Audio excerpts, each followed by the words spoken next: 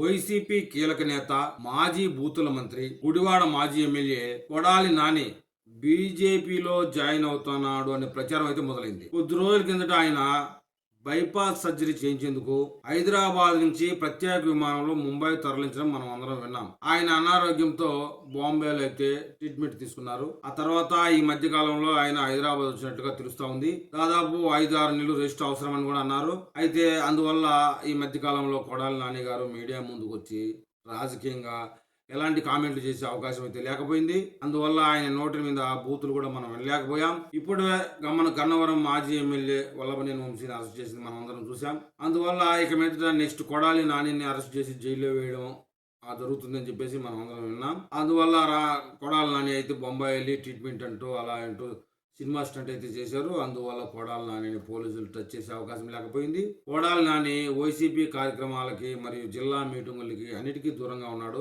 అది కాకుండా అంతర్గతంగా బీజేపీలో చేరబోతున్నాడు. ఆ ప్రయత్నంగా కొన్ని సమావేశాలు కూడా జరిగాయని చెప్తా ఉన్నారు. ఆయన తీవ్రమైన అనారోగ్యంతో ఉన్నాడు, కోలుకుంటా ఉన్నాడు అని కూడా చెప్తా ఉన్నారు. సహజంగానే రాజకీయ నాయకులు ఏదైనా పార్టీ జంప్ అయ్యేటప్పుడు మౌనం పాటించడం అనేది కామన్. కొడాలి నానిలో మనకు అదే కనపడతా ఉంది. ఎన్నికలకైతే ఇంకా 4 సంవత్సరాల సమయం ఉంది కాబట్టి ప్రస్తుతానికి పెద్ద కామెంట్లు చేసి ఇరుక్కుపోవడం కన్నా ఒక 4 ఏళ్లు ప్రశాంతంగా ఉండగలిగితే రాబోయే రోజుల్లో రాజకీయంగా కొంత క్లారిటీ అయితే వస్తుంది. అంతేగాని వైసీపీకి కార్యక్రమాలకు రావడం లేదు. తాడేపల్లి వచ్చి సంవత్సరం అయిపోయింది. తాడేపల్లి ప్యాలెస్ లో జరిగే సమావేశాలకి కొడాలి నాని కనపడడం లేదు. ప్రచారం అయితే సోషల్ మీడియాలో గానీ బహిర్గతంగా కానీ విపరీతంగా జరుగుతూ ఉంది. ఈ యొక్క ప్రచారం గుడివాడలోనే ఎక్కువగా ఉంది రాష్ట్ర వ్యాప్తం కంటే.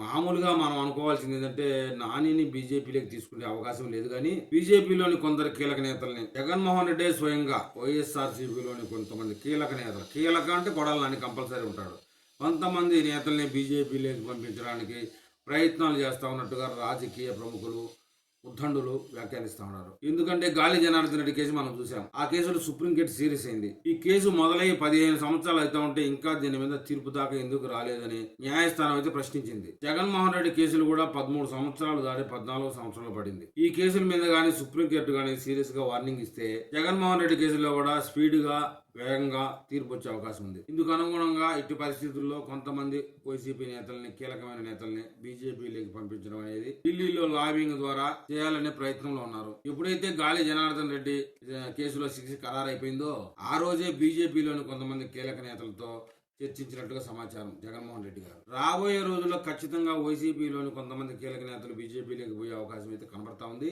కానీ కొడాలి నానిని బీజేపీ తీసుకుంటుందా, ఈ ఉక్కిష్టుని బీజేపీ పార్టీ స్వీకరిస్తుందా అనేది అనుమానం. రాబోయే రోజుల్లో వైఎస్ఆర్సీపీ నుంచి బీజేపీ పార్టీలోకి ఎంతమంది ప్రయాణం అవుతారో అనే అప్డేట్ మీద మళ్ళీ మనం కొత్త వీడియో చేసుకుందాం.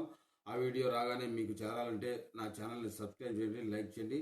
మీరు నాకు ఏదైనా తెలపాలనుకుంటే కామెంట్ రూపంలో తెలపండి.